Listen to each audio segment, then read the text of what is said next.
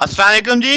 आज का लेक्चर हमारे पास aspects of second law of thermodynamics है। यानी हम देखेंगे कि सेकंड लॉ ऑफ थर्मोडायनेमिक्स के यूजेस एक तरह से क्या-क्या है। एक तरह इंट्रोडक्शन है कि फर्स्ट लॉ को क्यों हमें जरूरत पड़ी सेकंड लॉ की। तो पहले मैं कुछ चंद पॉइंट्स डिस्कस करूंगा जो फर्स्ट लॉ के से थे, जो एक तरह से कह लें कि हमारे लिए रुकावट बन रहे थे, जिसके लिए हमें सेकंड लॉ को सोचना पड़ा। तो शुरू करते हैं जनाब। Aspects of second law of thermodynamics, आप इसे introduction to second law of thermodynamics भी समझ सकते हैं।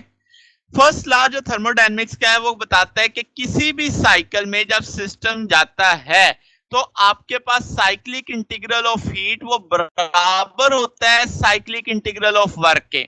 यानी कि सारी की सारी हीट कन्वर्ट हो जाती है किसके अंदर? वर्क के अंदर।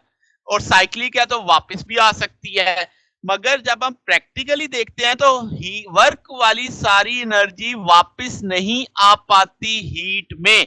इसका मतलब यहाँ पे जो आपका फर्स्ट लॉ स्टेट कर रहा है वो प्रैक्टिकली फेल हो जाता है। फिर क्या जनाब के फर्स्ट लॉ थर्मोडायनेमिक कहता है कि आपके पास हीट को हम यूज करते हैं मैकेनिकल वर्क में, मगर वो हमें वो कंडीशन नहीं बताता जिसमें हीट कन्वर्ट हो सकती है किसके अंदर? वर्क के अंदर। तो ये दूसरा इसका ड्रॉबैक आ गया।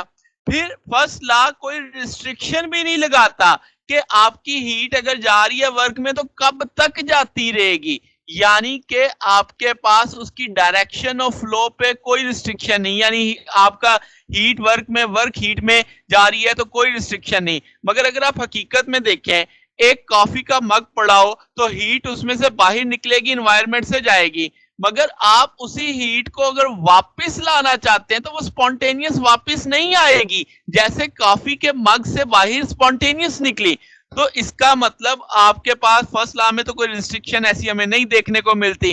फिर हमें फर्स्ट लॉ थर्मोडायनेमिक्स कोई लिमिट भी नहीं लगाता कि कितनी अमाउंट ऑफ जो आपकी एनर्जी है, टोटल एनर्जी की, जो आप वर्क में इस्तेमाल कर सकते हैं। तो ये सारी चीजें एक तरह से हमें एक नए लॉ की तरफ लेके जाती हैं कि ये सारी बातें एक्सप्लेन होनी चाहिए अगर एक सिस्टम को चलना है। एक सिस्टम कब तक हीट कन्वर्ट करता रहेगा वर्क के अंदर, तो वो सारी कंडीशन, वो सारी रिस्ट्रिक्शन हमें देखनी पड़ेंगी। तो जो सेकंड लॉ ऑफ थर्मोडायनेमिक्स है या इससे जो नताइज अखज किए जाते हैं वो क्या क्या है। ये सेकंड लॉ यूज होता है, सबसे पहले हम कहेंगे डायरेक्शन ऑफ प्रोसेस, यानी हमें पता होगा कि हीट फ्लो किधर को करेगी। फिर उसमें से यानी आपके पास वर्क करने का एक जो कंसेप्ट है कि हीट से वर्क कैसे लिया जाएगा, तो वो डायरेक्शन हमें पता चल जाएगी, ये लॉ हमें बताएगा।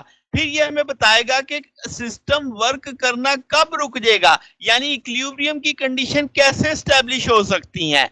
फिर हम देखेंगे कि ideal heat engine, ideal cycles या और डिवाइसेस कैसे बनाई जा सकती हैं। बेस्ट थ्योरेटिकल परफॉर्मेंस हमें ये देगा सेकंड लॉ ऑफ थर्मोडायनेमिक्स।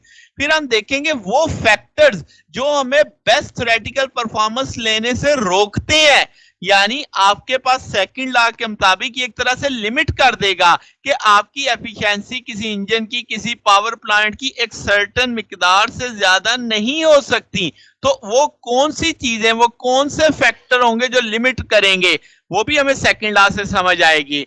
फिर सेकंड लॉ डिफाइन करेगा एक टेम्परेचर स्केल इंडिपेंडेंट, जो आपके पास थर्मोडायनेमिक सब्सटेंस की प्रॉपर्टी से आजाद होगा। यानी कि आप जो सेल्सियस यूज करते हो तो मरकरी थर्मामीटर यूज करते हो, वो मरकरी की एक्सपेंशन पे डिपेंड करता है, यानी एक थर्मोमेट्रिक सब्सटेंस की प्रॉपर्टी पे डिपेंड करता है।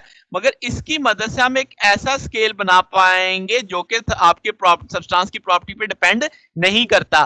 फिर हमने जो पिछले जो चैप्टर से इंटरनल एनर्जी, इंथैल्पी पढ़ी, तो ये जो प्रॉपर्टीज हैं इनको निकालने का तरीका देखेंगे जो एक्सपेरिमेंट से हासिल हो जाए, ना कि मैथमेटिकली आप उसको ड्राइव करें। तो ये आज सेकंड लॉ की एक तरह से कह लें यूजेस है, बेसिक आउटकम हमें ये सारी मिलेंगी। अब ये जो आप 6 एक तरह से पॉइंट्स देख रहे हैं, अगर मैं कहूं सेकंड लॉ को डिफाइन करो तो वो एक डेफिनेशन के अंदर तो ये सारी बातें नहीं आ सकती। तो हमें इसलिए सेकंड लॉ की एक से ज्यादा डेफिनेशंस बनानी पड़ती हैं, जिसमें ये सारे 6 के 6 पॉइंट किसी ना किसी तरीके से डिस्कस हो रहे होते हैं। तो इसलिए सेकंड लॉ जब हम आने वाले लेक्चर्स में देखेंगे तो हम उसको एक से ज्यादा तरीके से डिफाइन करवाएंगे। तो उन सारी डेफिनेशन में बुनियादी मकसद ये 6 पॉइंट्स ही होंगे कि सेकंड लॉ हमें किसी ना किसी तरीके से इन 6 पॉइंट्स के तौर पे मदद कर रहा होता है। तो ये हमारा आज का टॉपिक था। इंशाल्लाह कल से हम इसको बाकायदा शुरू करेंगे, जो आपका सेकंड लॉ के जो कॉन्सेप्ट्स या आएंगे स्टेप बाय स्टेप लेके चलेंगे, सारे को एंट्रोपी तक लेके जाएंगे। तो आज के लिए बस इतना ही, बाकी इंशाल्लाह फिर नेक्स्ट देखेंगे। ओके, अगर आपको इसमें कोई बात पूछनी हो, कोई डाउट हो तो नीचे कमेंट्स में पूछ सकते हैं। वीडियो अच्छी लगी हो तो वीडियो को लाइक कीजिएगा, दोस्तों के साथ शेयर कीजिएगा, चैनल को भी सब्सक्राइब कर दीजिएगा। अब तक के लिए इतना ही, बाकी इंशाल्लाह फिर नेक्स्ट देखेंगे। ओके, अल्लाह हाफिज।